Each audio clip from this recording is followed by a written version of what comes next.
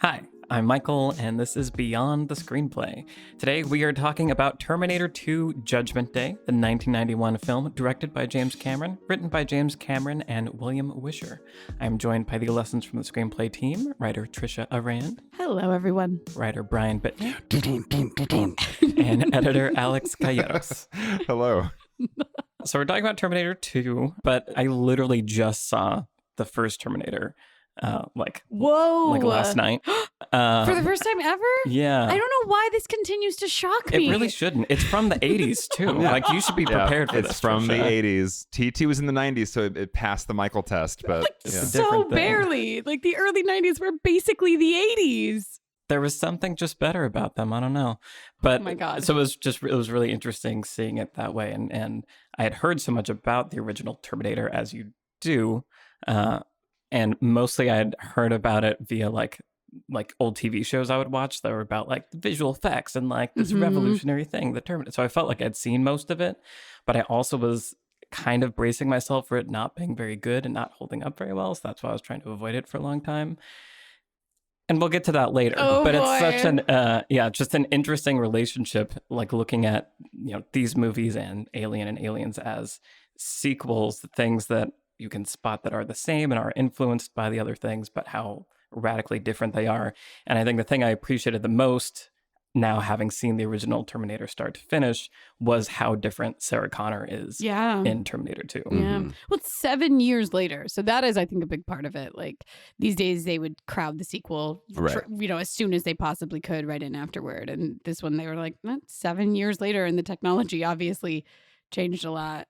oh my God, the visual effects are night and day. It's crazy. I know. Yeah. I mean, I feel like I want to throw it over to Brian to tell us a little bit more about the video. Terminator 2 is interesting because it was the second half of James Cameron's original story, so he was basically like, there's this thing happens, and then this other guy shows up later and blah, blah, blah.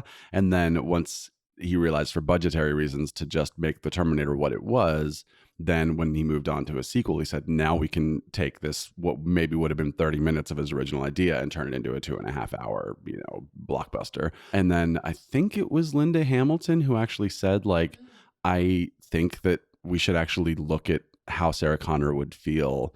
I love that. Right. Yeah. And I think that that's something you don't get a lot in movies and shows and stuff, is what is the real actual result of someone going through whatever they go through. I mean, same with Aliens, it's like, it's not just like, well, here we go again. It's like, you don't understand what I had to go through. And especially Sarah Connor, like what I know that of course nobody in the world is ever going to believe. And then you throw her son into the mix, and there's just such an interesting series of things going on in her brain, and then it's like they did a great job, I think, of just saying like, let's kind of meditate on this character who has basically knows the future and is the Cassandra complex basically, and can't stop it, and then comes face to face with the thing that tried to kill her all those years ago. And it's just like, what a scene, when she first sees him. Oh just yeah, the look it's on so her good. face. I was going to say that scene has such a different meaning if you see the movies out of order, because if you see T2 first, there's so much less in that moment. Right. But when you see the first Terminator, you realize the whole time she's been waiting for like Arnold basically to come back, and that is what she's most afraid of. And that moment has so much weight in T2. It's amazing. And then they save it for so late in the movie too. Yes. Really smart. It's almost like saving the like T-Rex in Jurassic Park. Yeah. It's like waiting for that big reveal, and then it just goes crazy. Well, it's also interesting because by that point, we kind of trust him, right? Because we have that whole standoff in the hallway where we see him, and then like obviously that an awesome motorcycle chase, and we trust him at that point. And it was like, I actually was rewatching it, and I was like, she still doesn't know. She still doesn't know. Mhm. It is so late. I mean, I would be curious to even know the minute count, but I assume it's somewhere around like minute 40. Somewhere like that. Yeah. That's what I would guess, Because I think it's minute 30 where you as the audience learn which guy is which in terms of what side they're on. Right. Because as we were saying, it's impossible to watch Alien without knowing that Sigourney Weaver is going to be the survivor. So we can't know what the experience was to just watch that movie fresh. In the same way, it's like you don't watch Terminator 2 without knowing that Arnold's the good guy in the movie. But if you think about, you see the Terminator in 84 and then you see T2, there's 30 minutes of this guy showed up. He's the bad guy from the first movie. This other guy showed up. He's in a cop uniform.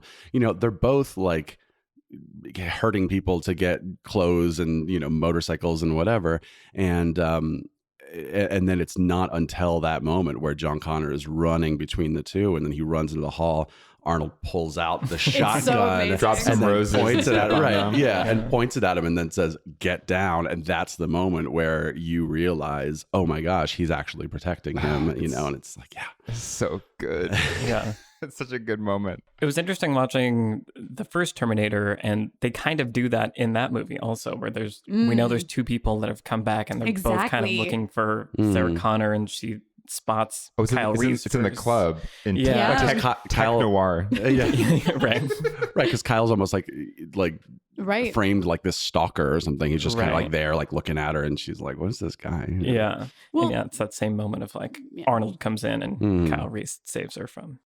It is actually funny for how different those two movies are. There are a lot of similar beats. A lot of callbacks. Yeah. Well, a lot of lines that are in the first Terminator that we now think of as associated with T2, but they really are callbacks to the first movie, or somebody else is saying it, you know. It's for that reason so amazing that T2 manages to pull off that switch. Like, you would think the audience would be savvy to it, right? Where we're like, okay, we saw this, but we know now that Reese was a good guy and whatever. But managing to pull off that sort of sleight of hand where you really do think Arnold is the bad guy again, it works super well. Robert Patrick is the smaller, more clean cut sort of, they do that whole scene in the biker bar, which they trouble to set up that he's still a machine, right? And he still doesn't have human empathy, and he's not a good guy. You're seeing Arnold's POV, but you're not seeing the T-1000s. Exactly. Yeah. Oh yeah, exactly.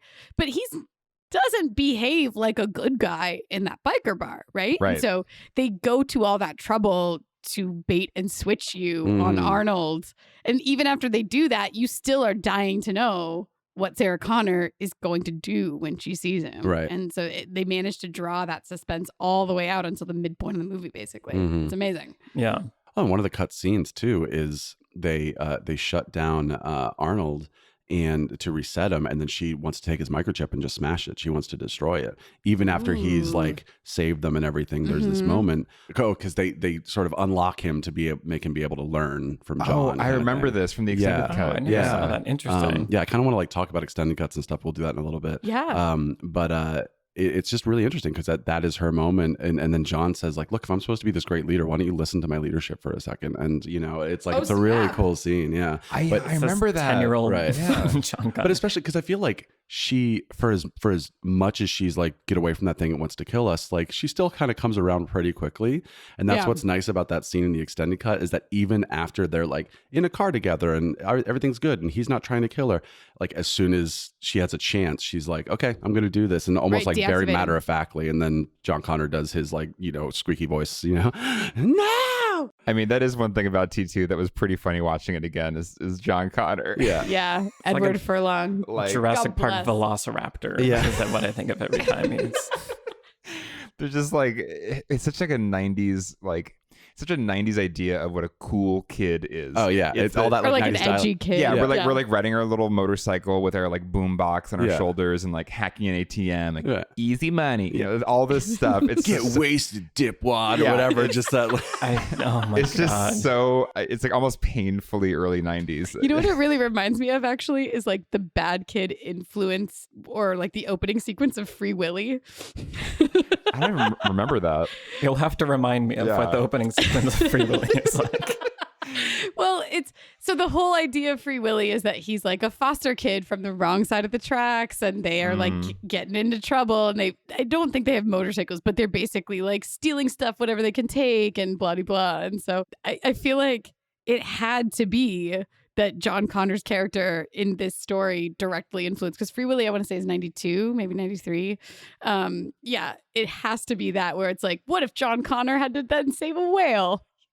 That's the premise of Free Willy. I just want the Terminator to be a whale. I feel like an underwater Terminator film could be interesting. Like, so it's covered in blubber instead of human XO. Oh, or some no. flesh. No. And then the T-1000 is like a shark. And so it's the whale versus the shark. And James Cameron, call us. This is a really amazing pitch, Michael. I'm gonna go. I'm just saying there was an image of a bad kid Right. in the early 90s. Yeah. And I actually feel like a lot of that, which carried over into other films, was constructed based on this sort of image of John Connor from 1991, where he has longer hair and he wears these baggy clothes and he, again, you're stealing things and whatever. I think it's ultimately a really smart choice because, we might scoff at it now as being ludicrous or whatever. Like, that's not what a bad, quote unquote, bad kid is. It's become a cliche, but it maybe has wasn't at the become a time. cliche, but Yeah. also it makes him scrappy, resourceful, able to cope in a way, in the same way that the change wrought in Sarah Connor after the first movie makes her capable. Right. Because right. that's the only way T2 works, is if both of them are somewhat capable. I like it. When you see him speeding away from his foster family where he's just like, bye, and leaves. Now and my mom, Todd. I'm going to listen to GNR drive around with Bobby Budnick from Salute Your Shorts. we can see that he's Like, trouble, but we buy that he might be the leader of the human resistance if someone would just give him some guidance, Right, which is right. the whole premise of this movie. Yeah, I mean, it all makes sense from a story perspective. Exactly. And yeah, it's just the funny early 90s course. like sheen on it all. And Yeah, and definitely. the delivery, And that was... moi, you looking at moi. moi it's is all that- hard. Yeah. Yeah, it is. And I feel like as like a little, because I was like 6 or 7 when it came out, I feel like I definitely adopted some of that. So joking around with friends, when I'm really young, I think we talked like him sometimes because we saw these movies, and so it's like yeah, maybe. it's really sad. Yeah. Yeah, like I still remember one of my favorite like early 90s thing is Go-Gurt, which Oh was... my- That's I not remember- early 90s, dude. That's like late. I'm going to go mid to late 90s. That's- I'm going to go 96 on It's a on good, Go-Gurt. good stretch of the 90s. Okay. Yeah. But this is the most like early 90s commercial or like general 90s commercial. But it's a kid eating yogurt with a spoon. And then this cool kid rides up on a Right. scooter or something like that. He's got a helmet and he goes, yo, lose the spoon. Yeah, I like- do remember that like, commercial. You know those idiots eating yogurt with a spoon? Like, Yeah. screw them. We got Go-Gurt. You just one hand, you're done. And it's like, that was just like the era of that sort of like, let me show you what cool is, man. Yeah, well, there was a weird 90s version of a cool kid, and yeah, T2 was like the epitome I of think that. so, yeah. And they were all, 35-year-old screenwriters writing these, Right, like, yeah. Exactly. butt wad or whatever. Like, I didn't know anybody who acted that way at all. but Right. Yeah. Yeah. I'm going to talk about aliens briefly here because I feel like the way That's I fine. feel about his friend, the guy from Salute Your Shorts, who that's what I think of every time I see him is that I'm watching Salute Your Shorts, and I hate him in that also. The ginger. But yeah, I feel like the Space Marines would be like if the entire movie was starring the redheaded kid. Right. That's how it. That's Wow. Anyway, that's he grew how up to be I- Hudson from Alien. Right. Very But he's maybe. so well cast to be that character. Right. It's kind of ridiculous. Mhm. And I do like, there is a moment where I really like his acting where he says to the T-1000, like, oh, I haven't seen him. And then he turns and there's just look on his face of like, oh, crap, and it's Yeah. like a really, That actually is a genuinely good moment. Yeah, it is. In the Galleria. yeah, where Nikki Cox gives him directions. Yeah. I love how Brian knows all the trivia. Yeah. Well, because I love those, I call them pre-cameos, like Elijah Wood and Back to the Future 2, Yeah. like things like Yeah. that. Like the cameos, because there's a reason they only had one line in the movie, because they were nobody yet, not because they were so busy they could only show up for an hour. Right. I mean, I was going to say, in general, it was interesting thinking back to our aliens discussion. Michael, for you, the first Alien was such a masterpiece of a certain, caliber, and Aliens felt almost maybe, I don't want to put words in your mouth, but kind of cheap in some ways compared to that, or like because it was different. It was treating the subject matter with almost less reverence, maybe in your mind. It didn't, but it's like the opposite for me with the Terminator series, where T2 seems like so much more epic and reverent of this world, and just so well thought out and so like masterfully executed. Where the Terminator, watching it again, it almost felt like an indie movie. The way it's constructed, it doesn't feel as much of a masterpiece to me as, Right. It's like as T2 does. It's like, this is the proof of concept. Now that we've done Right. this and we've set up this world, now we can move into the real movie. It feels like, to me, Terminator 2 feels like the actual movie he wanted to make, and Mhm. Terminator is like the low budget yeah, like you said, proof of concept. For Right. sure. Yeah. Because I feel like, know if I all the way agree, but go ahead, Michael.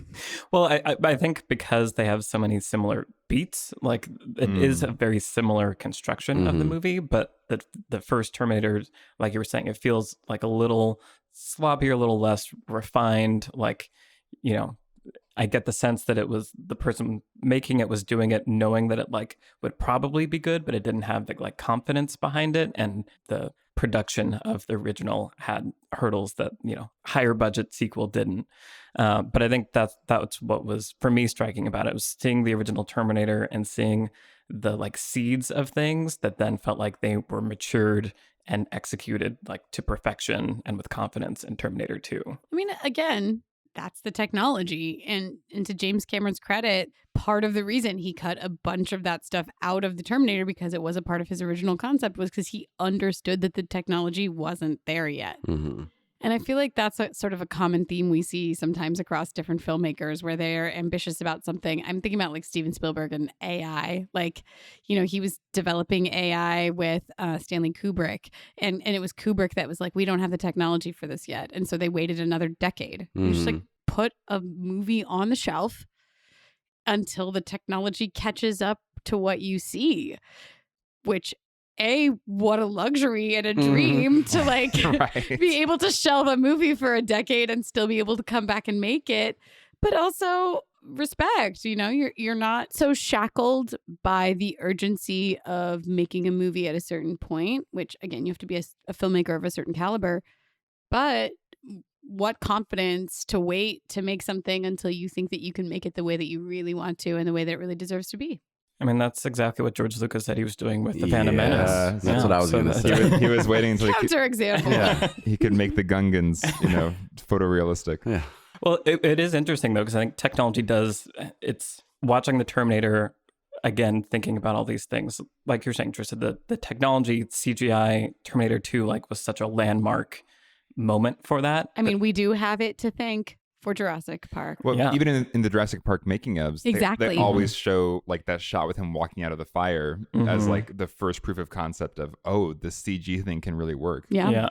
And that when I was watching Terminator last night, that was one of the things that felt like it was holding the movie back, where it would just cut to like animatronic Terminator that like it felt like someone making a movie at the end of an era that like he wanted more, but it wasn't there, and so it was just trying to do the best he could, but it wasn't. When it cuts to like stop motion, Yeah. Right. Yeah. Like you can tell the difference. Yeah. And I will say, you do get that in Alien also. Well, you have... There's that one shot where the alien's kind of just gliding across the floor. Yeah, you have that shot, which is like dude in a suit looks like he wants a hug. And then you have when baby alien comes out of John Hurt with like his like silver teeth, and it's just like, okay, that's just like a thing on a string. But the one that's the most noticeable, and it's not bad, it's just noticeable, is... you know, Ripley like messing around with his plastic head, and then it cuts to Ian Holm. Yeah. Yeah. Clearly That's one of the most beneath painful the cuts. rating or whatever. It's Well, to make your argument also, at the end of Alien, when the alien's just like spinning outside the spaceship, I feel like that's the hardest for me. It just like looks so goofy, and it's just like we should not see that much of the alien. It's better when it's in shadow. I will say though, up until that point, all the models look amazing. Like Right. all the models of the spaceships floating around in space look so good. Yeah. So, I mean, and this is something we know, but just this idea that because we have new technology doesn't necessarily mean every single part of the old technology is ineffective and we should trash it. Right. Well, I mean, Lord of the Rings, they had CG technology, but they built, you know, bigatures, they called them, you know, the big miniatures, and you know, all the major cities in Helm's Deep and all these things were bigatures with CG added onto them, and that combination does have a different feeling than just an entirely CG image. I will come back to that when we talk about what we're watching. This idea is that we the audience, but also the actors interact with things that are really there differently than with things that are not. And so if you can give them even a little bit of something that is actually there, and it might look like a really bad Arnold mask, but if you can give them a little bit of something that's actually there, you will get a different performance. You know, even the finest actors that we have. I mean, I wasn't going to bring up any of the Jurassic Worlds. I'm just saying they're not interacting with any real dinosaurs. And they are not bad actors, but you can there feel is a difference for sure. What's kind of interesting is that I think there's almost like different like kinds of acting that's required now. Where like there isn't just like an actor, but like, you know, people that work in video games, they do a lot of motion capture where there isn't anything there really. And it's like they have to be able to generate these performances almost just like as if they were in a voiceover booth doing it by themselves, but it has to feel like they're actually interacting with people and in this environment, but it's not there. Or And The then- Last of Us, where like you put the actors in mocap and the two of them are just like having these very intimate scenes with each other in real life, and then that they just translate that to CG basically. Which is because really they're interacting with each other, but they're just not in the actual space of the video game. Obviously, Right. Yeah. They're on a blue Right. dotted, And thing. that's like, what's his name? Andy Serkis, obviously, like who, that's like a whole new kind of performance that Exactly. he created basically. And you watch Benedict Cumberbatch doing the dragon from, Yep. those movies that aren't the Lord of the Rings. yeah. So, frequent listeners to the show will know the team likes to tease me about a lot of things, and one of them is how I don't watch enough movies. A big part of that is a combination of not knowing what to watch and not wanting to gamble my time on something that I might not end up enjoying. Well, I'm excited to say that I may have found a solution to these problems. This episode of Beyond the Screenplay is brought to you by Mubi, a curated streaming service showing exceptional films from around the globe. Okay, so how does it work? Every day, Mubi premieres a new film. Whether it's a timeless classic, a cult favorite, or an acclaimed masterpiece, a movie you've been dying to see, or one you've never heard of before, there's always something new to discover. With Mubi, each and every film is hand-selected by an actual human, never an algorithm. It's like your own personal film festival, streaming anytime, anywhere. And my favorite part is that each film is only available for 30 days. This creates just the slightest bit of pressure to make sure you'll actually watch the film and not simply add it to your ever-increasing list of films to check out where it will soon be forgotten. You can try Mubi for free by going to mubi.com/beyondthescreenplay. That's mubi.com/beyondthescreenplay. If you were to just go to the website without using our link, you only get a 7-day free trial. But Beyond the Screenplay listeners get a whole month of great cinema for free. So again, head to mubi.com/beyondthescreenplay or click on the link in our show notes to start your 30-day trial of Mubi. In doing so, you'll be helping support the show and get access to a service that I think you'll like. Thanks to Mubi for sponsoring Beyond the Screenplay. But I will say the other thing that shares a chromosome with what you're talking about is the action itself, which is, to me, I think of The Fugitive, I think of Terminator 2, I think of The Dark Knight, like seeing an 18-wheeler like get flipped or go off a thing or something like that. To me, like seeing real footage of that, and of course you slow it down and you milk it, but I'm sorry, you didn't say Mad Max Fury Road, and I'm confused. well, Fury Road is like a masterclass in like just doing that every Stunts 2 and seconds. yeah. Yeah, I'm talking about sort of like usually Dark Knight isn't old, but like the classics, right, the lineage. Of course, yeah. We graduate from that to like, we talked about this in MCU, like, oh, now Iron Man and the Hulk are throwing buses at each other, but it's all CG and cartoony. Right. And you're like, even though the things that are happening are bigger, I don't feel I'm not having a visceral response to it because I feel like I'm taken out of it. Whereas, oh no, that's a truck coming off a thing. And it can be something as simple as that. Or in Fugitive, it's actually Harrison Ford jumping away from a crashing train. Like they filmed that scene, and it's like, that scene in that's The really Fugitive cool. is amazing. Yeah.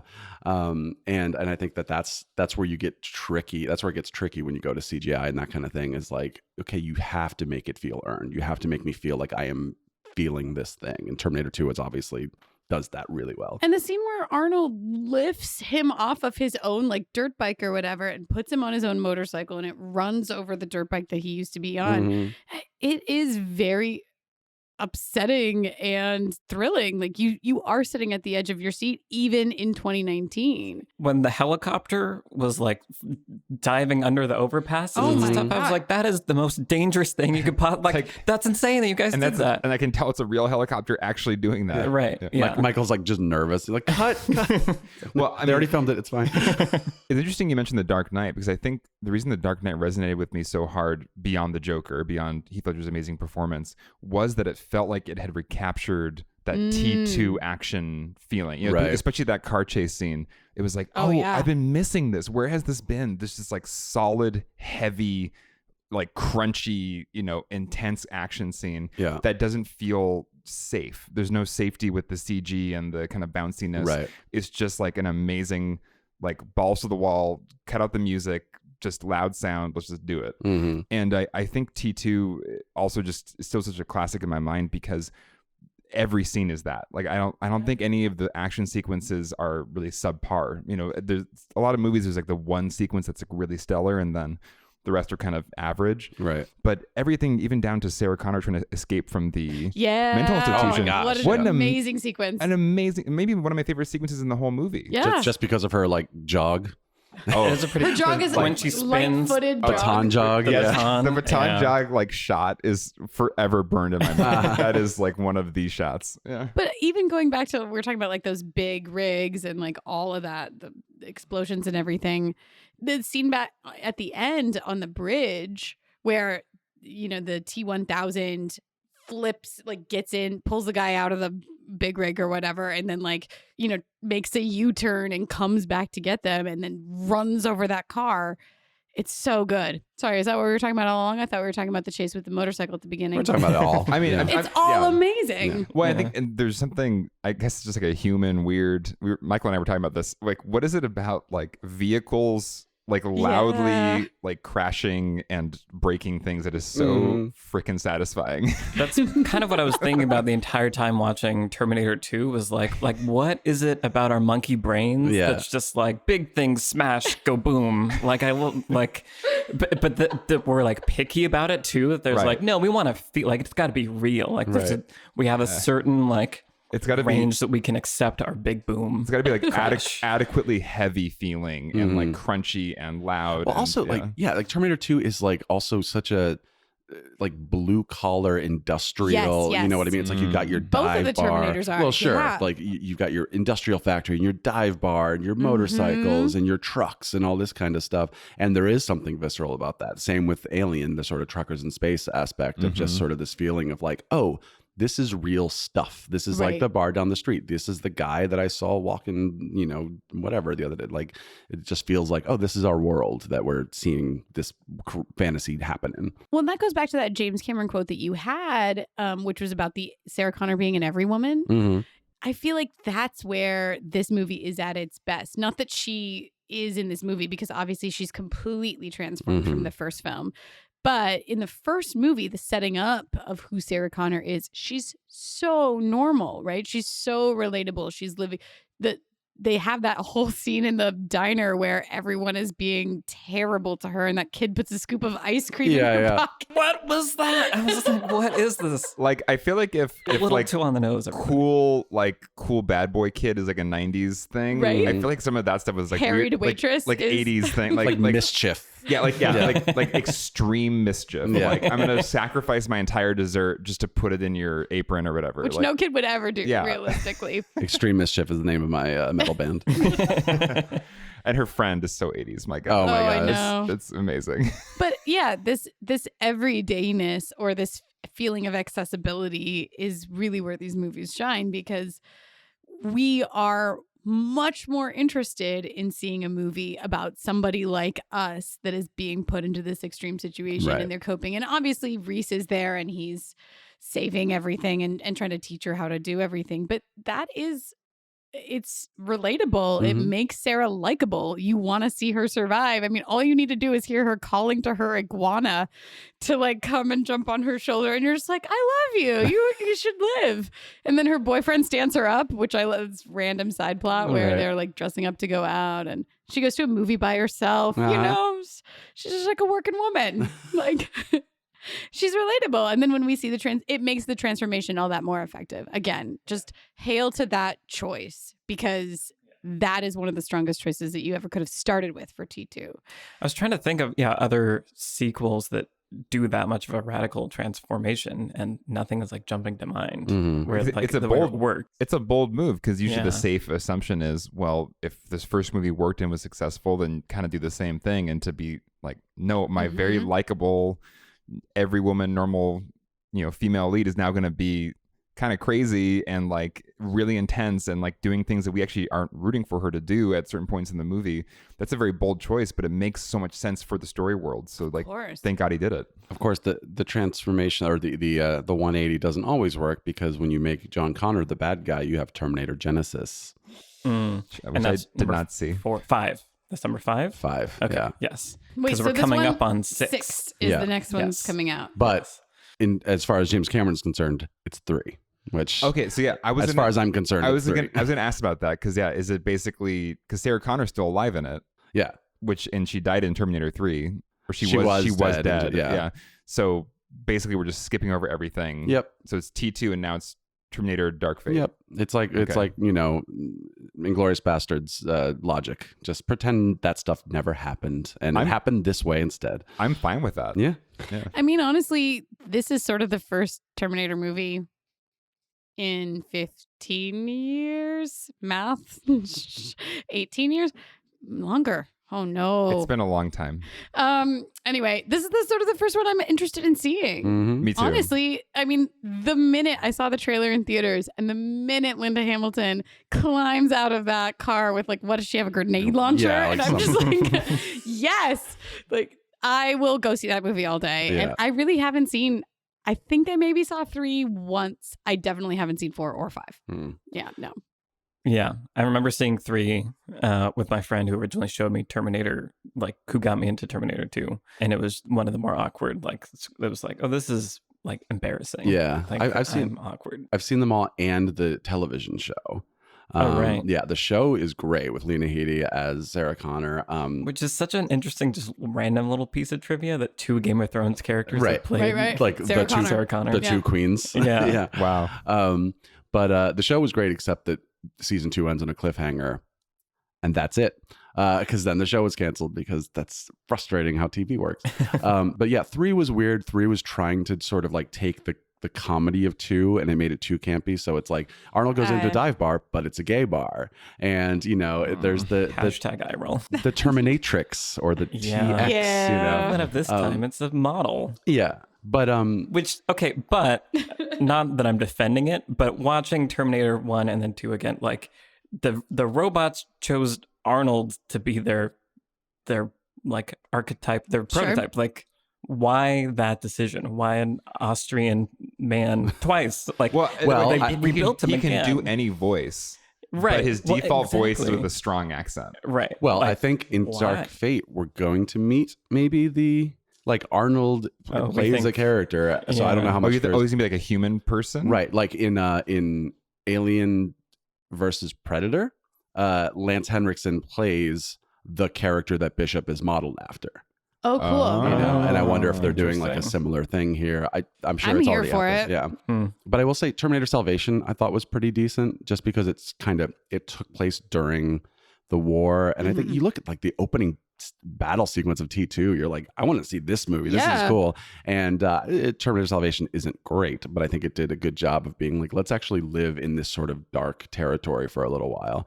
And then Genesis was just like a fun, stupid, bad movie. But you're like, well, okay, I watched it. Yeah.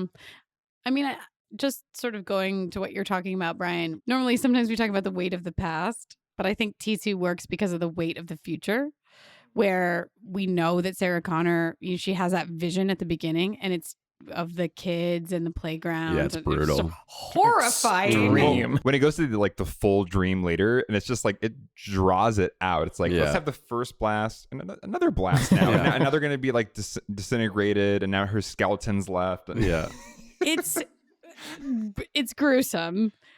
But we have to have that from a character standpoint. We have to have that motivator, and we, the audience, have to be visually reminded of what is at stake in order to really be on board with Sarah's journey. And so, like, as goofy / upsetting, they're kind of both when you watch them now. That's fair. You know, as sort of whatever as they are, they're still in there for a very specific reason. And so, you know, we were talking on Aliens about how they cut a scene out of it that has to do with a character choice and how inexcusable we all found that at the time. I'm glad that didn't, I mean, you've seen the extended edition, so you probably know more than I do, but I'm glad that like a lot of that motivational sort of stuff for Sarah stayed in T2, because I really feel like you do need it. Definitely, yeah. And it's a weird thing watching that, because that moment basically motivates the plot forward. Exactly. And it feels like a little bit like cheating to me. Like, it's basically she goes to sleep, she has a dream, and now the movie's about this. And I feel like if executed in any other way, like, I feel like that would have felt lame. But because it is so drawn out, and it really is like we're going to experience her and be in this headspace, it has enough to catapult us into the next section where now she's going off by herself and they have to go chase after her, even though they just got her, but we're going to do it again because she has a new thing now. I feel like it's that weird thing where I was like, okay, yes, this works, but like, I feel like you got lucky a little bit. Like, you couldn't do this twice and have it be okay. Well, speaking of the dream and just kind of the nuclear fear. Nuclear. You said nuclear. Did I do it? I think it's like the second time you've done it. Oh, no. Stop counting, Bri. Yikes. Anyway, the threat from the atom bomb. Yeah. I think it was interesting watching it, because it's not like that threat has gone away. No. It's 100% still here, and maybe more dangerous than ever in our current global climate. But we just don't really think about it as much day to day. And now we have also climate change and all these other new global threats on top of it. And it was just interesting watching the movie again and being like, oh, that was never really solved. Like, this isn't just Definitely not. like this. You could still have a movie where this is like the main nightmare. We just haven't had it in like the media as much to like as our primary nightmare. It's not in the consciousness as much. Right. Yeah. Well, Cold War. Right. We have a little bit of distance on the Cold War now, where we're just kind of like, wasn't that crazy? Everyone almost blew each other up. Anyway, movies. This is kind of a weird transition, but in thinking about that, when we were talking about, you know, Sarah Connor as an every woman earlier, I was trying to think, like, is that a thing we have anymore? Like, is there an every person? Like, I can't remember the last time I saw a movie that was really about like, oh, he's just like an average Joe, like going about his life. That like, wasn't like a romantic comedy. yeah, Yeah. or like, you know, the first 20 minutes of a superhero movie. Like, Well, that's what I was going to say, is that you Yeah. have your Tony Starks and your Bruce Waynes, but then you have your Peter Parkers and your Bruce Banners, you know, where it's like, oh, I'm just like, I mean, Bruce Banner's like a really smart guy, but, you know, you're sort of character who's just a person trying to go through life and then suddenly is a superhero. But even like MCU recently, it is a little more like Doctor Strange, like this cool rich guy, you know, and it's like where their sort of character arc is going from like powerful to I don't know to then back, as opposed to like a Peter Parker who goes from like totally ineffectual, like, you know, every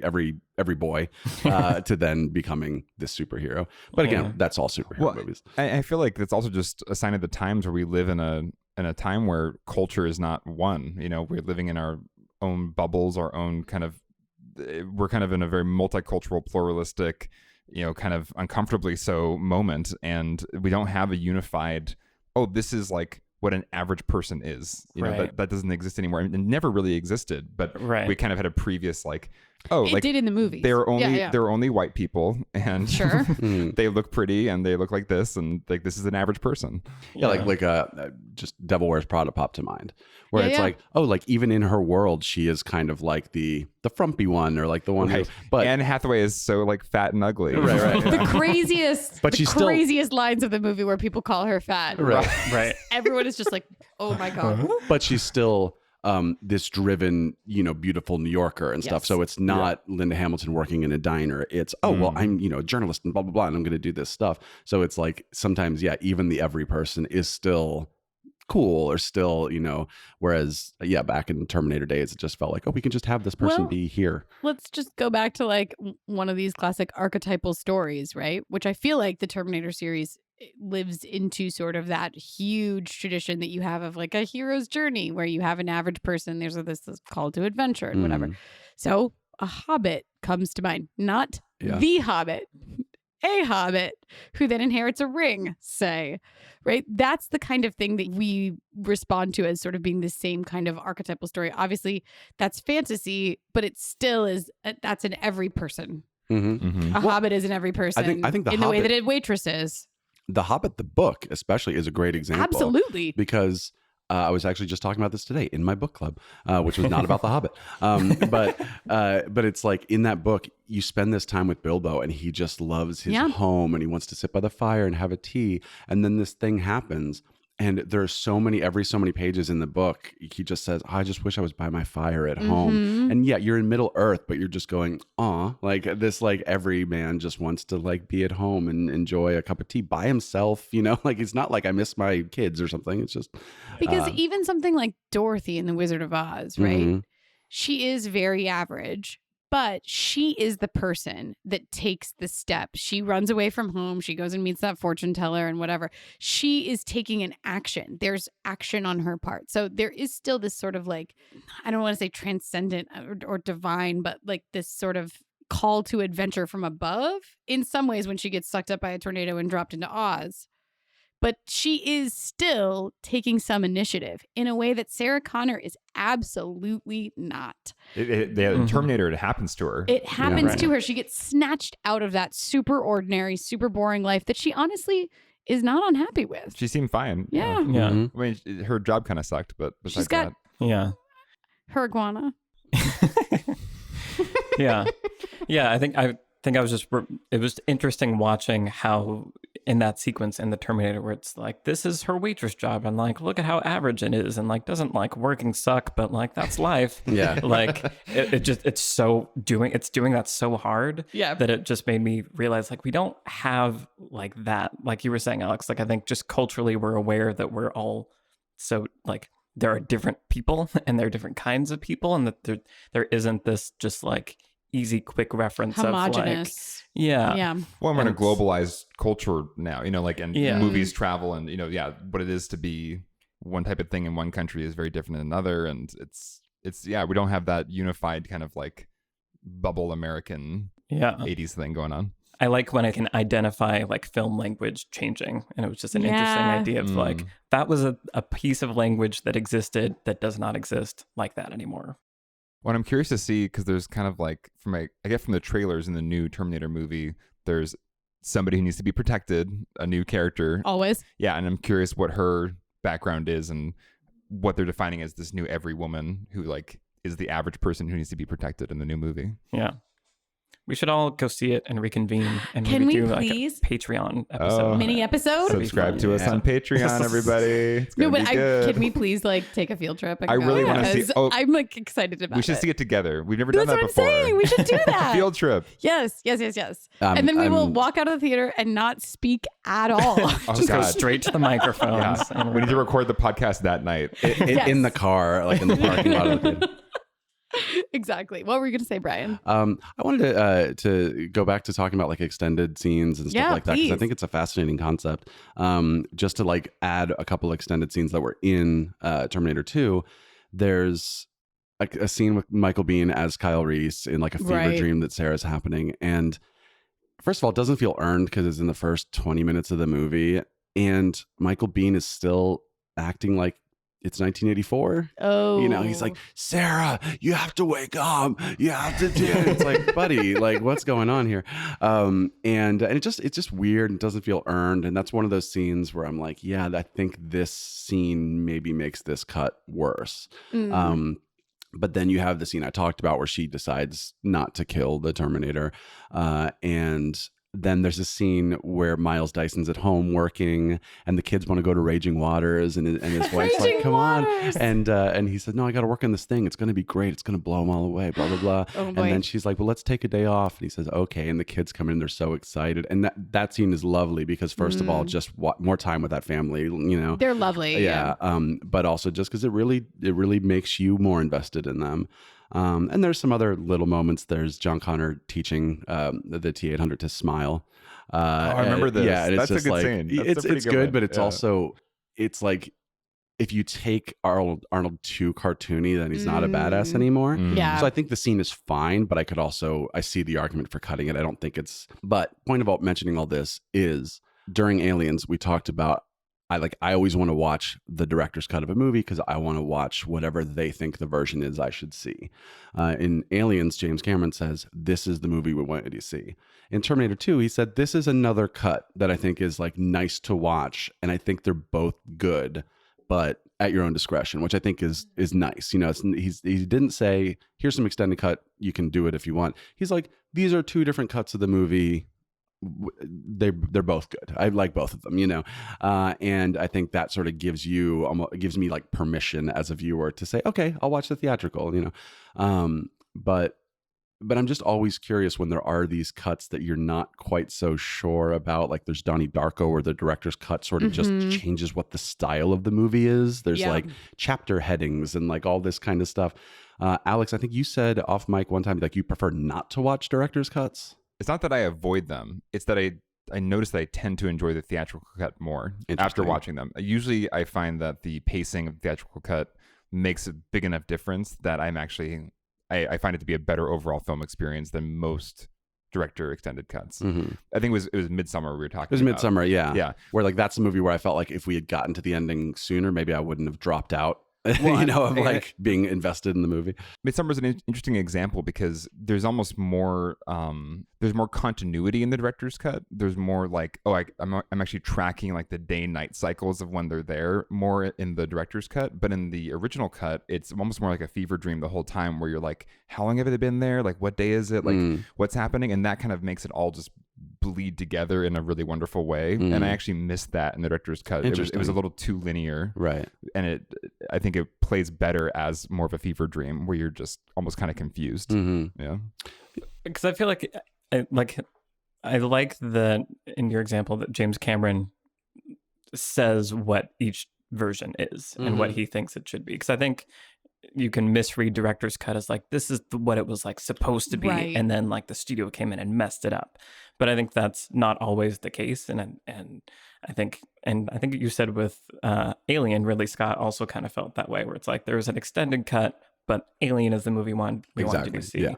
And I think just so much happens in the editing process that I think it's knowing the context behind the cut is important, because it might be less the actual true vision and more like a rough draft that they hadn't gotten to finish yet. Yeah. I mean, the funny part is the editor in me usually wants a combination of the two cuts. Like usually there's like a few really important scenes from the director's cut that I wish were in the original theatrical cut, but then there's other scenes that I am very happy were cut. That's how I feel about you too. And it's just like it's frustrating sometimes. I almost want to just take them and make a super cut of like my choosing. Like this would be my cut of the movie. Right. The combination of these things. Speaking of Ridley Scott, Kingdom of Heaven. I saw that movie in the theater and it was 2.5 hours long maybe. And I walked out and I thought, I've never seen a movie where I walked out of the first viewing going, I want to see a director's cut of this movie. I want to see an extended cut because the pacing is so like, now we're here. Now this guy, you know. I've only seen it once and I remember being pretty confused during it. I was like, what is this movie? It feels like this kind of grand epic, but the pacing was off. Right. And I've heard the director's cut is way better. The director's cut is 4 hours long. Whoa. But I will tell you, I love it. Like I gotta watch it. I put it on and was like, well, so it's 2 movies.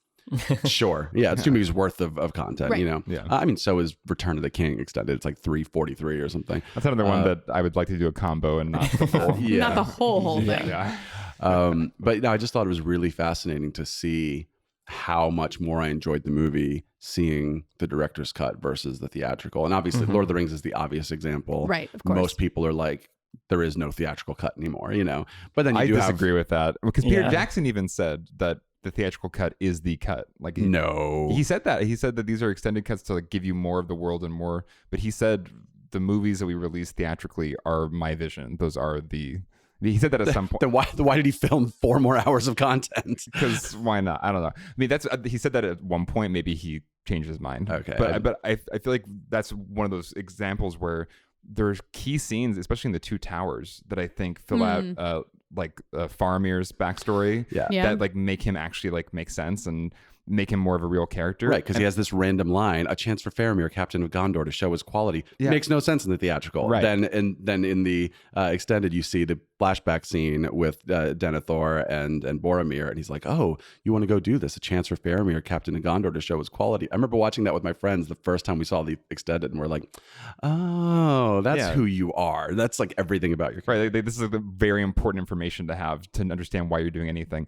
Anyway, but in those extended cuts, it's like it's almost perfect, and then they go to these weird extended like Treebeard scenes, or like now we're gonna sing a song from the books, and it's just like, oh, I don't want these, just give me like the good stuff. It's the creator dealing with constraints, of course, and I think knowing the decisions behind all of it, because in the Aliens commentary, Galen Hurd and James Cameron were talking about the reason they had to cut Aliens down, and it was like, well, multiplexes have this many screenings, and it has to be under this time to get the maximum number of screenings per day, so we need to cut a reel's worth of movie. Business. And so it's like, well, we cut this section, but sometimes that makes the movie better, or shakes you out of what you thought the perfect version of the thing is.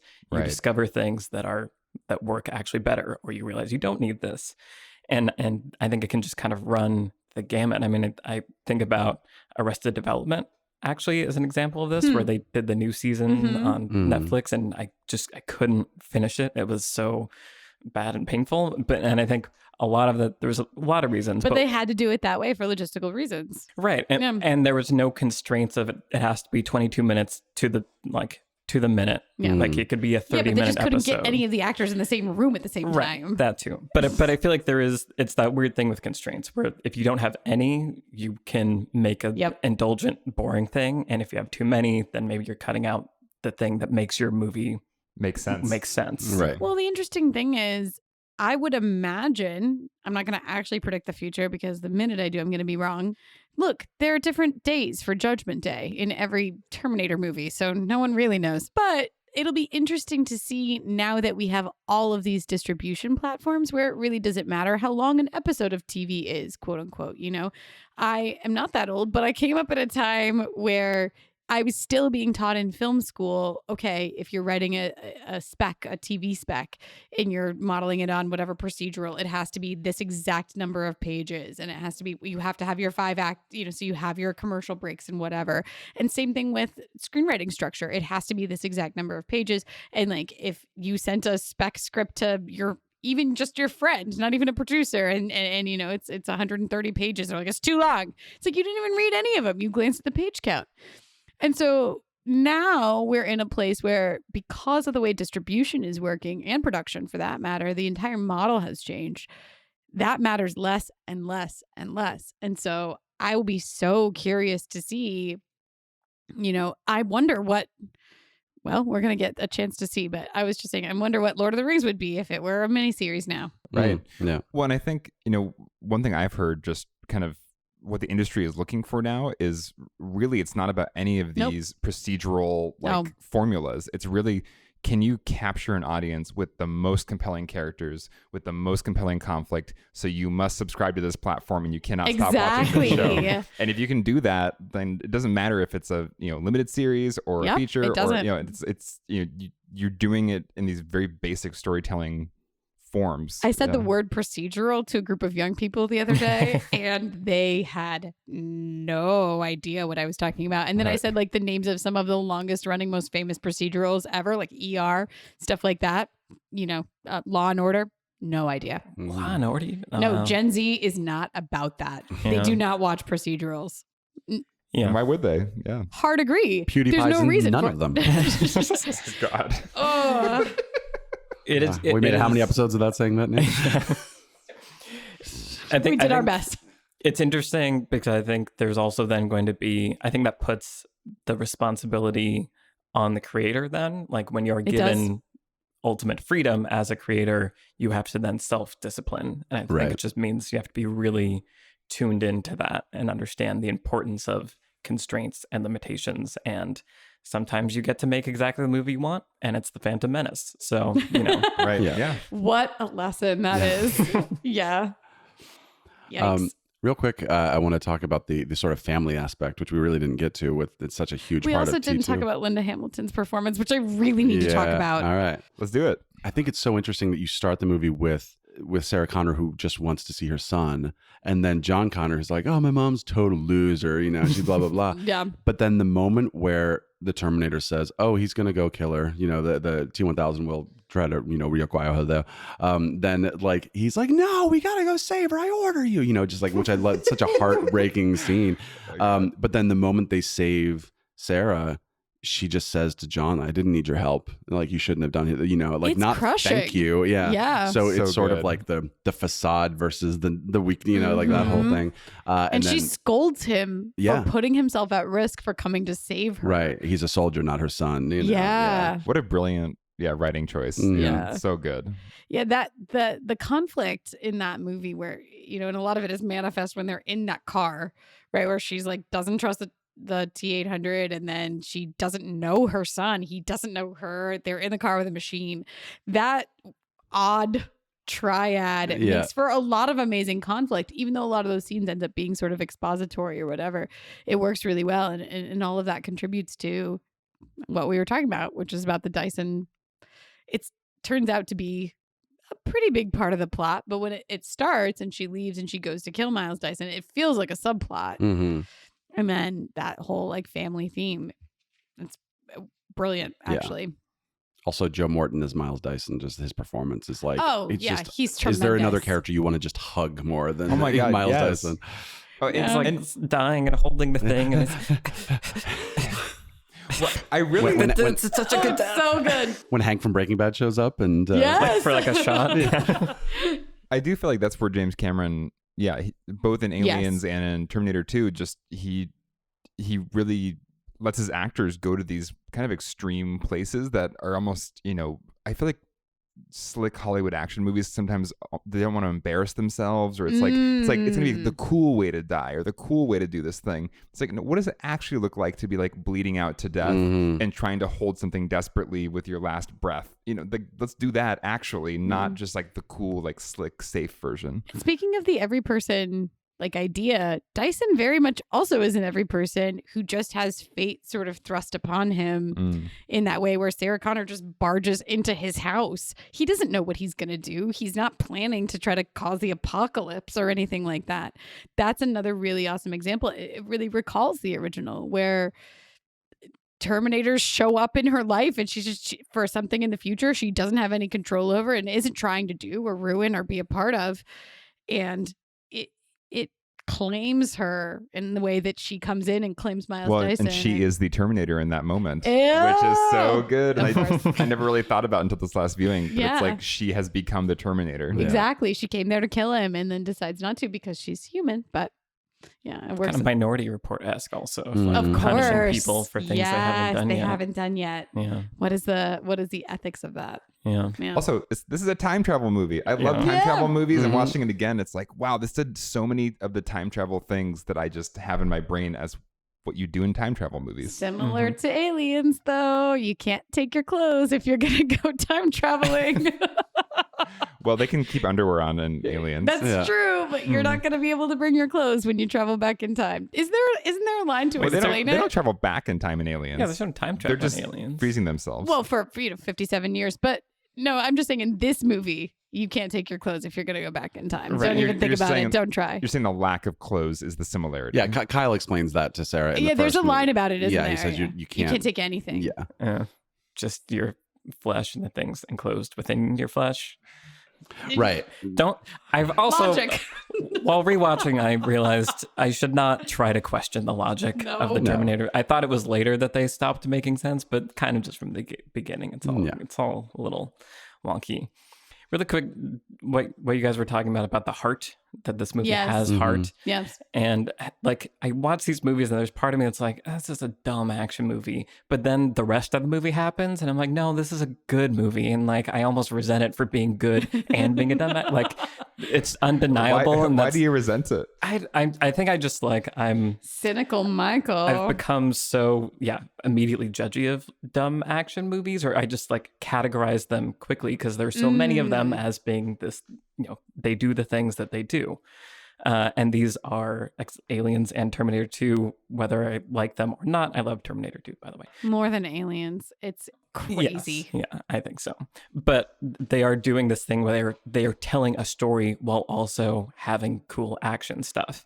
And then I just look at things like Transformers that like tries to replicate some of that, where it's like, here's the action scenes and then like here's kind of a story in between them, but it's like clearly an afterthought. Sure. And I think that's what I continue to respect about the movies, even as I tried to judge them for being 80s movies and having all these problems.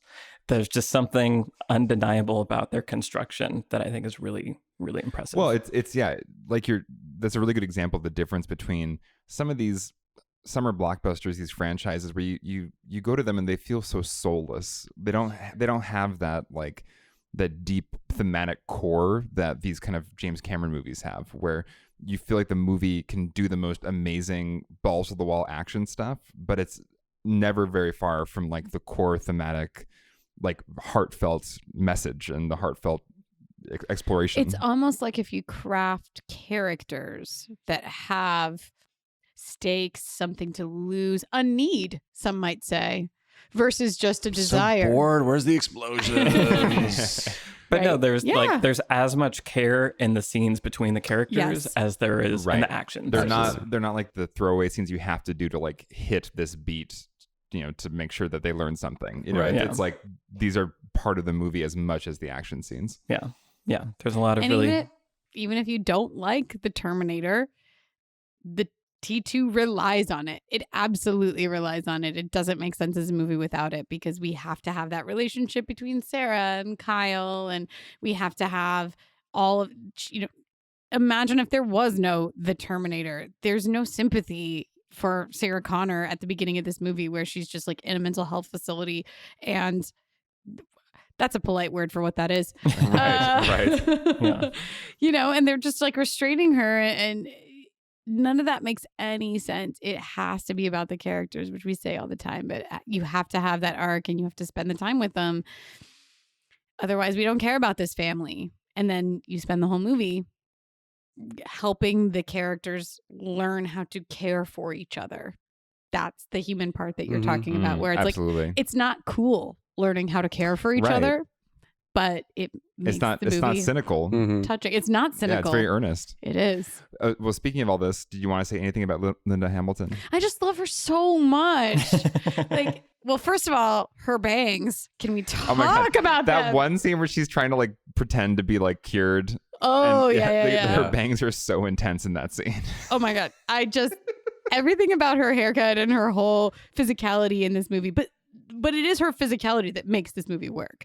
Like, compare this to the Terminator. Oh, it's really amazing, actually. Yeah. It's how much she commits to this transformation. tremendous. That opening scene where she's just doing pull-ups. She's like locked in her room When she turns for the first time. with her bangs over her face. Yeah. The bangs. Hey, Dr. Silverman, how's the knee? So good. Also, She's Earl Bowen so back good. as Dr. Silverman, just like I forgot he was in the so first smart. movie. Yeah, no, I respect her so much. Her absolute commitment to this. Again, we go back to that transformation. We go back to that choice to make Sarah such a different character. But you have to have somebody like Linda Hamilton who is willing to really transform her actual body and really put herself actually through it to become a different character. That is the only reason this movie works. And she's phenomenal at all moments of it. I mean, I would actually just watch a movie of her trying to escape from that asylum. Like, it's Right. incredibly compelling. Hey, listeners, Brian here. Just wanted to take a quick moment and thank you for listening to Beyond the Screenplay. If you like the podcast, we'd really love for you to leave a review on Apple Podcasts. It really helps us to grow the show and get more guest episodes with writers and directors. Also, if you want to help us to continue to make these episodes, you can become a patron on Patreon. For $2 a month, patrons get extra mini episodes and patron-exclusive Q&As. I know what you're thinking. For $2, I could buy 200 pieces of penny candy. But let me tell you from experience, that's too much candy. All right, back to the episode. Good movies. There's a lot to learn from these movies. So why don't we You might go around and say what lessons we've learned from Terminator 2 that we're going to take away. What a smooth transition. Thank you, Brian. Brian. It is actually right on the heels of what we were talking about, is those quiet moments. You know, I think sometimes I find when I watch an action movie, I have the opposite response as other people, where they're like, oh, action scene's done, people are talking, I can go to the bathroom. And I'm like, no, like the action scene didn't actually, it was cool, but it didn't necessarily further the plot. Like it was, oh, now these guys are going to fight for 5 minutes, or now this guy's going to chase this other guy for 5 minutes. Obviously, good action movies, the action does, you know, there are stakes and it does change something.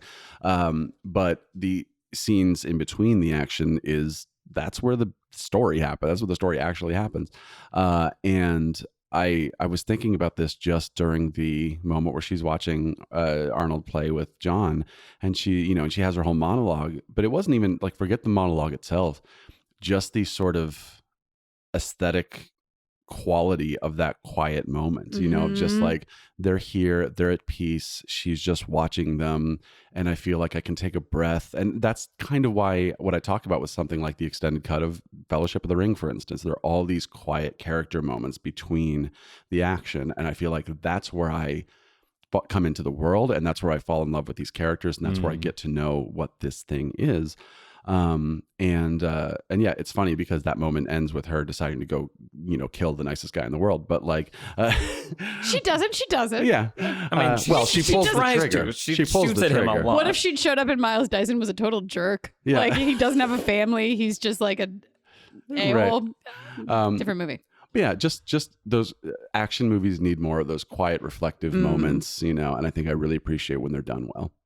Dynamics. I was gonna say dynamics. Yeah. Michael. I mean, I think again, that's kind of what I said in Aliens, also. But I think talking about it even today, just the respect that I have, this almost like begrudging respect, is I think what's so fascinating to me about it. Is it's like, I think I haven't seen a James Cameron movie in a long time before we started doing these videos, this video, and like, I think it was one of those things where I knew they were good, but there was also Avatar lingering in my brain, and I was like, how am I going to feel going back to these? And I think there's just there's such clear, like I was saying, there's passion about every moment of the movie. It's not just the action or this we're going to do this cool visual effect. Like there's as much care put into the story and the characters and like every beat of it. And I think that's just such a cool example of what like a filmmaker should be, like excited about the movie from frame one to the final frame and all the parts that how they come together and give that experience to the audience, and that he has the self-discipline to be like, yes, I would love to have this reel in this movie, but actually when we cut it out, it moves faster. We don't need it. Like I think it's a cool mindset to aspire to if you're a filmmaker. And I am leaving these movies with a new appreciation for that. Yeah, finding that balance is really like such a precious piece of unobtainium. I saw it on his face. I was like, he's gonna say something stupid. It's right in there. You got me. Got me. You can always assume I'm going to say something stupid. Alex. Okay, we're just a hot potato. Yeah. I mean, for me, really, it was just once again watching the first Terminator movie and then thinking about T2. The causality between the two movies is so smooth. There's some sequels where they kind of, it's almost like, backwriting or kind of making up like a new backstory to kind of fill in the new things they want to do in the sequel that didn't really make sense in the first movie. But this movie, these two movies, it's just one big story. There's not really a whole lot of extra stuff added in T2 that wasn't in Terminator 1. That it set up everything for T2, and even literally like left the hand in the factory to be discovered. And so I found the causality and the fact they didn't have to really do a whole lot of like new world building in T2 to be really impressive. It was like, it was all there to start with. He really did have this bigger story in mind. And he talked about that when approaching Aliens, which is where he looked at the first movie and he was like, what are some of the unanswered questions we might have that again might be a direct result or lead to this sequel pretty like chartably. It works well. Yeah. I remember being very impressed by how believable Aliens felt as a sequel for those reasons also. Yeah. But it's sort of the opposite of what Alex is saying, which is like in a way that's fine, which is Aliens is taking Alien and saying, there's not a lot here. How do we sort of like back, retroactively? But using the existing material. Of course. But then the way the Terminator sets up this whole world, and this whole story that T2 says, okay, we already have this story built. Now we can play with it. They don't say like, oh, Kyle Reese was lying about the future. Right. It actually is a different future. It's like, no, it was all accurate in T1 and we're just building on that. Yeah. I feel like it's seamless in both movies. Agreed. Yeah. I'm going to go out on a limb here a little bit, which is that I know that his performance has been panned. I'm not here to defend Edward Furlong's performance, although he was 14 years old. So listen, it's hard to be 14 and it's a difficult role to play. But I like the choice of giving that character so much agency. I feel like it was a real risk. You could have made John Connor any age, right? You could have made him a lot younger. You could have made him significantly older because you have an actress like Linda Hamilton, again, incredibly versatile and amazing. And that change that has been wrought in her could have existed at different stages, right? You could have set the first movie 4 years later or 24 years later. But to take this risk of putting it right in the middle and casting a young actor to play a young John Connor is risky. Some might argue it didn't pay off, but I like it. I think it's a risky choice. I also am just here for roles for young actors. Sure. And especially in action movies, like I think that the role itself is written as like believable. He's scrappy. He's tough. He's a kid from the streets. He doesn't need to be babied or coddled. Of course, we see the relationship develop between him and Sarah, but I like it. It's an interesting choice. And this movie would have been a lot less interesting with a much older or a much younger John Connor. It's kind of an interesting like meta effect because I'm thinking about his performance and as I was watching, I was like, but I'm like rolling my eyes because I'm like, this kid, he's a kid. He doesn't know. He's like, we lived in Nicaragua and places like that. But like, you're undercutting my lesson, Brian. These are my favorite Brian impressions yet. But I think his performance isn't great because he's a kid. Right. So I feel like ultimately it's still successful in a way. Right. Yeah. It's still a kid. We're almost like, because I'm thinking about Dakota Fanning in War of the Worlds, and I'm like, she was never a child. Right. Exactly. Yeah. She's more together than anybody else. Yeah. I'm worried about her the least out of everyone. Yeah. So it's something I'd mentioned about Daniel Radcliffe in the first Harry Potter and Mark Hamill in the first Star Wars. Vulnerability. Where it's like sort of the real human beings kind of naivete carries over into the character. Yeah. Agree. And it comes across, so all of his toughness then comes across as being this veneer or this bravado, which is what you want because of course it is put on John Connor's part. He's trying to act tough because he's deeply wounded by the fact that he has lost his mother and all this stuff. And so in a way, again, I like the role, and the performance I think works to an extent. And I just appreciate that choice. It was a really good, smart choice, I think, ultimately, even if you come away from it doing impressions like Brian does that are amazing, throwing at best. That makes it quotable. That's what's fun. Sure, there's a celebration. There's always love in Brian's imitations. He is one of the most quotable characters in this movie. I walk away from Jurassic Park going, Dotson, we got Dotson. Nobody cares. Cool. What have we been watching recently? Let's go around. Who wants to start? Trisha, I'm looking at you. Sure. I don't know though.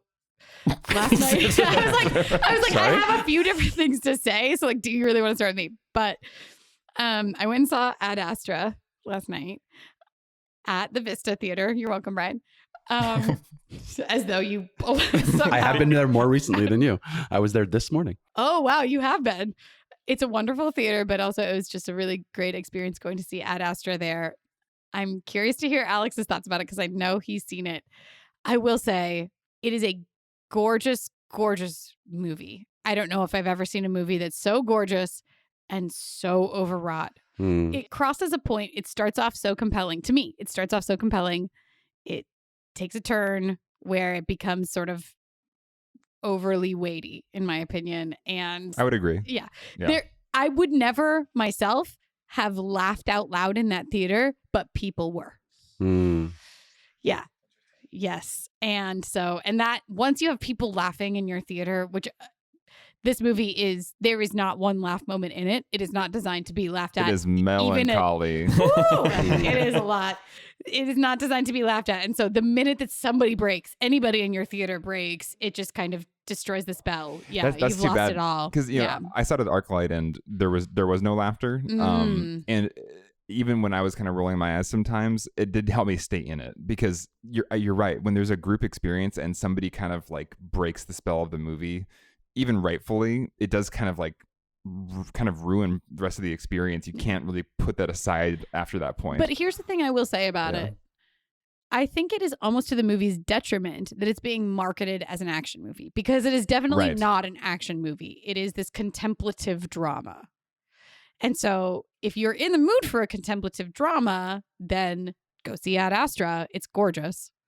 Brad Pitt's amazing. Like, go see it.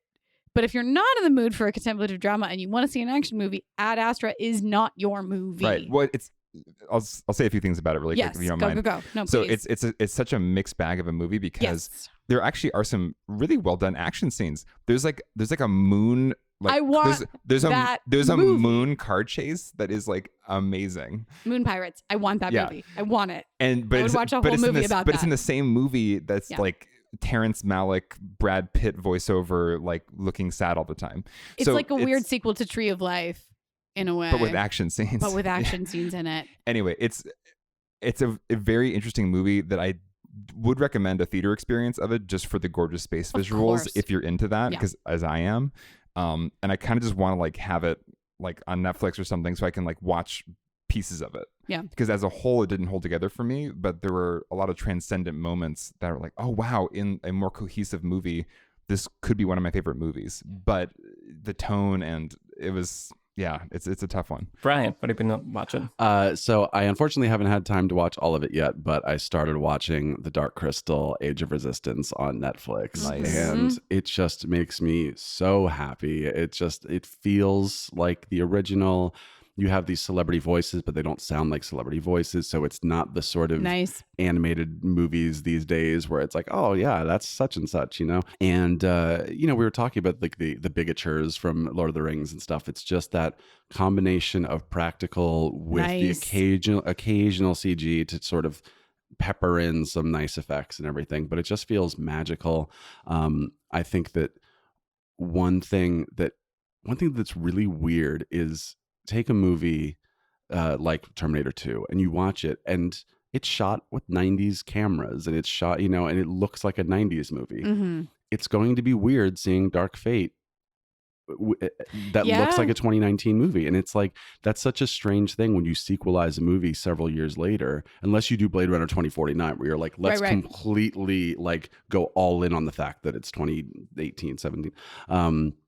But that's the cool thing about something like Dark Crystal, because it's all puppets and, all this kind of stuff. You can basically make it look like it came out a week after the original movie, and I think that's something that you can't do with many things. And it just makes it feel that much more special. Yeah. Nice. My movie is also a Netflix movie, and I feel like it's very similar to the Malick thing. I watched the Between Two Ferns movie on Netflix, and it's a masterpiece. I don't know what else to say about it. I feel like if you I've also watched it and I agree it's a masterpiece. Right? I feel like if you sit down and you're like, they made a Between Two Ferns movie on Netflix, I want to watch that. And if that's what you want, you will be very happy. Right. Yeah. If you want to watch the dumbness of a Between Two Ferns for an hour and a half. Yes. That's it. Yeah. And it was pure joy for me. Yeah. I wanted a bit more John Hamm. That's my one criticism. Well, the weird thing is that he has done a Between Two Ferns. So it was weird that they didn't acknowledge in the movie, like, I've already done your show, but I'll do it again. And that like the most fascinating kind of like storytelling gymnastics was like the first 20 minutes when they were trying to build up this world and explain the world of Zach Galifianakis having this show that's Between Two Ferns that's in the same, like, and explaining why his weird side, he has this show in Minneapolis or whatever. It's like some public access TV, but somehow he's getting these celebrities. Right. The way they like found a way to like explain it in like a dumb way, but a way that makes you be like, all right, cool, let's go with it. It was I'm not going to say impressive, but it was fun to watch. That was a really complicated thing. That was a lot going on. It's a complicated movie, guys. It is.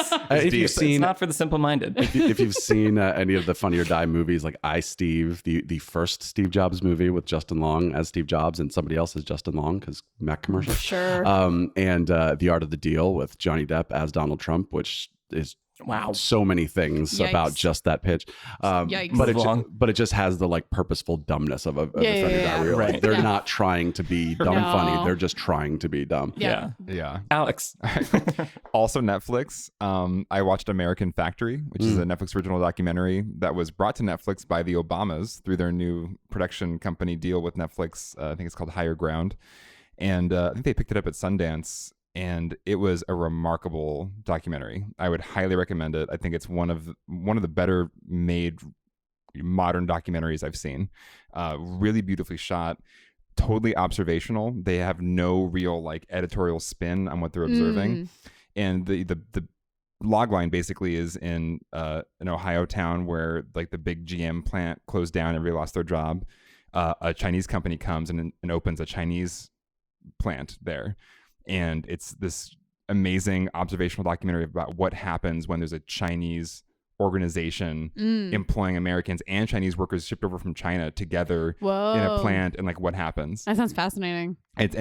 Some parts of it go over to China, and it's so relevant and so fascinating about what our world is right now. And it's actually just a very I haven't seen a lot of documentaries lately that just commit so hard to just a pure observational style and do it with such like grace and class and like objectivity. It's really, really well done.